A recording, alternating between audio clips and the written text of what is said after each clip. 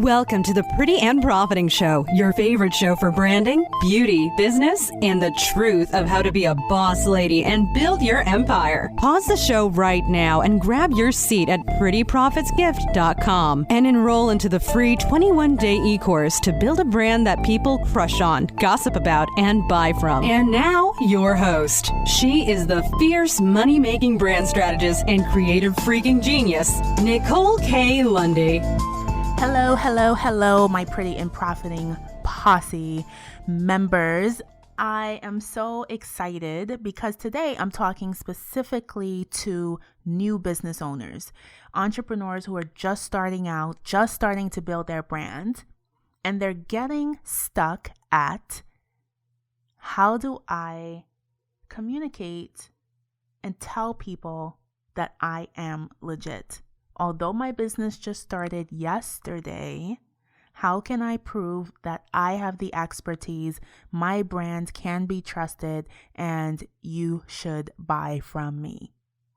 It's a tricky situation. And I remember when back in 2009, when I jumped the ship and went from working at corporate finance at Dow Jones to literally using my 6-week disability time period to launch my beauty consulting business. I mean, getting the website up, cold emailing over 100 of the top New York City makeup artists to see if I could work with anybody as an apprentice, and coming up with my services, being super self-conscious of marketing myself. And I also got certified as a makeup artist at a makeup school. And although I was self-taught and pretty talented at applying makeup and knew that I wanted to make it a business, I literally got the certification to help me prove my legitimacy in business.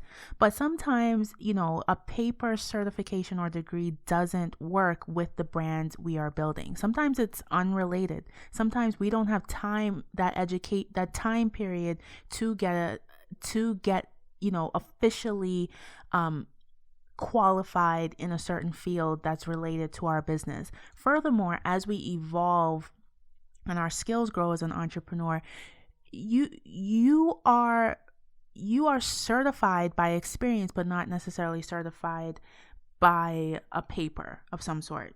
So I want to tell you 4 simple ways. And when I say simple, it's clear strategies that you can implement. It's simple in terms of that it's black and white of what you need to do. But it's not simple in terms of the execution of it, because you have to stand in your power, be confident at all times, which takes some time to happen, and really communicate that in all aspects of your business, from the internal piece of working, by yourself or with a team member or with a family member, to executing that externally in your social media, in communicating with prospects, in communicating yourself at networking events, etc.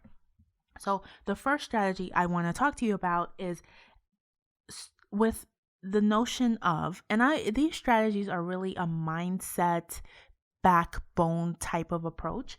And the first one is everything starts with you delivering value. So yes, you're new to the market. Yes, your brand is new. Yes, you just got the official registration papers from your state that your business is official. But when you are talking about selling, about what your expertise is, and the if you want to sell a service, a product, and talk to other peers about what you do, you have to start with delivering value. People don't know you from Adam. I don't know where that expression came from. My grandmother said it a lot. So you have to start out with delivering value. Value. If people want an interview with you, you're not going to go on the interview and say at the end of the interview, if you liked this interview, then you should buy this product or we should work together. Your first 6 months to a year in business is hardcore value. you will have the opportunity to have sales conversations to get people into one of your programs, but you have to deliver value. Train, social media, educate, predominantly with original content from you. Do JV partnerships where you are training, and your gift is additional training. So value, you are delivering it in over the top amounts. You will never stop delivering value. I don't care what stage of business you're in. But when you are just starting out and you have to prove your worth, prove that you are the real deal, delivering value is everything for you. So the second strategy is research and development. A lot of times, and I did this myself, when I started my beauty consulting business, I created my programs and products based on things I liked, that I wanted. Guess what? I wasn't my ideal client.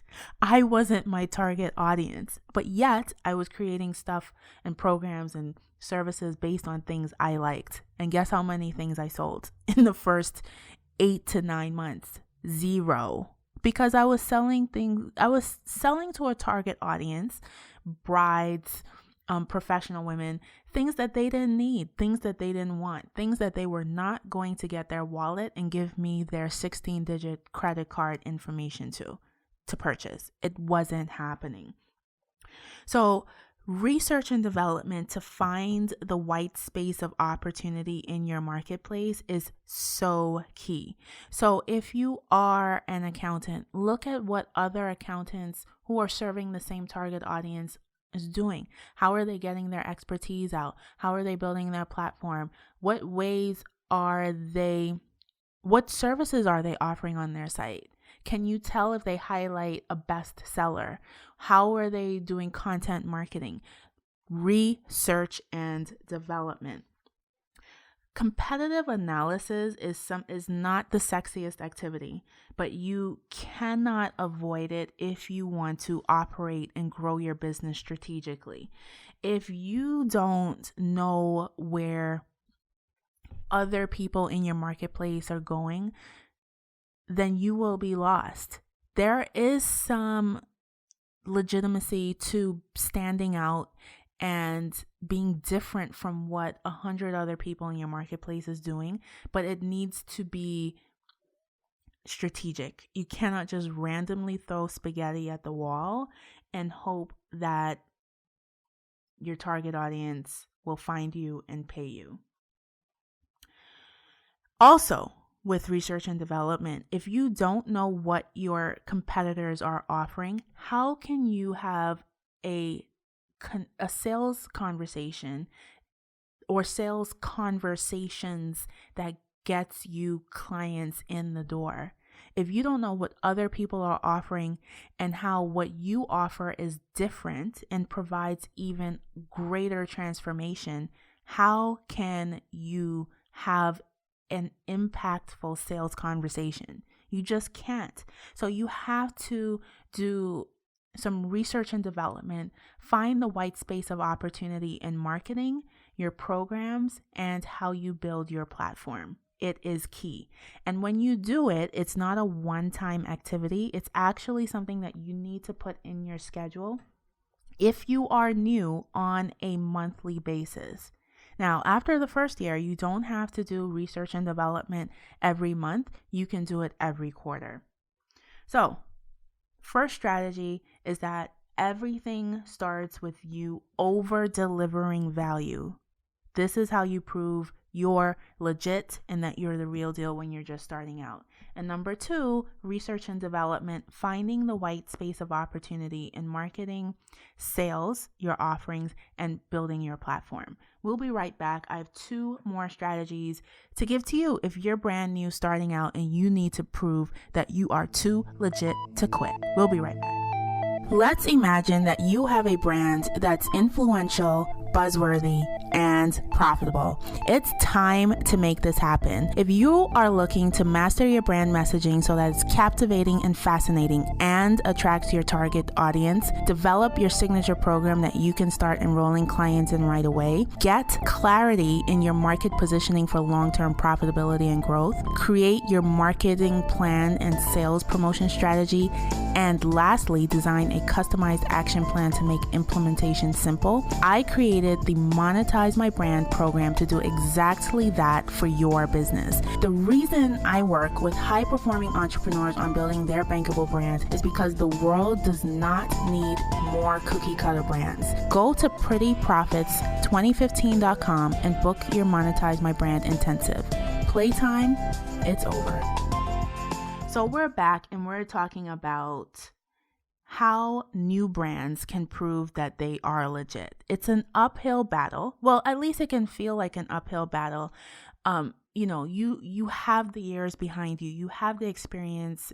You are certified and qualified, but the market doesn't know that because you came from corporate finance like I did, or you've been an HR executive for the last 30 years. Wherever you're coming from and you're starting a new business, you're not new to that field. You're just new for being known for that. And as a result, like most humans, there's some skepticism on, should I spend money with this person or thing or product or whatever it is? So you have to, one, over deliver on value all of the time. And two, you have to have research and development to find the white space of opportunity. So number three is you have to make everything an experience. You're new to the game. So you want to stick and be memorable in your target audience's mind. And not only in your target audience's mind, you want to be memorable in your peers' minds.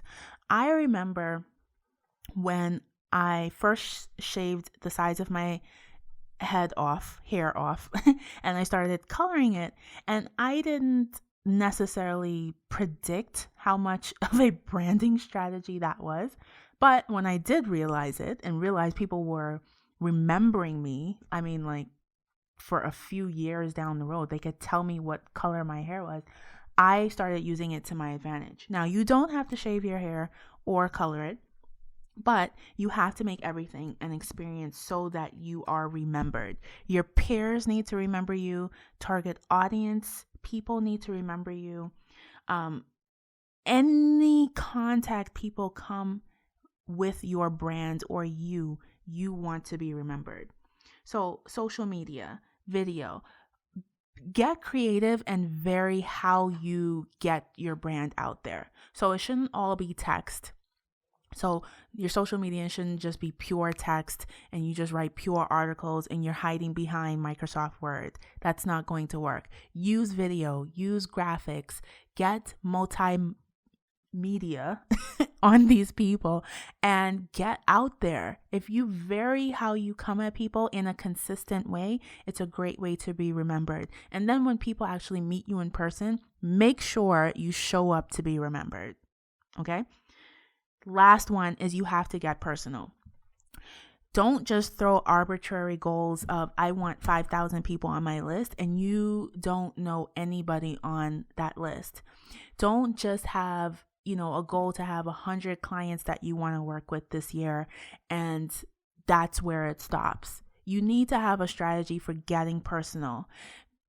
It could be as simple as sending physical birthday cards in the mail to your clients or to people on your list, or offering a special raffle to, a 3-day Caribbean cruise for your VIP clients, or collecting Twitter handles so you could tweet directly to people on your list based on what their business is about or what they are interested about.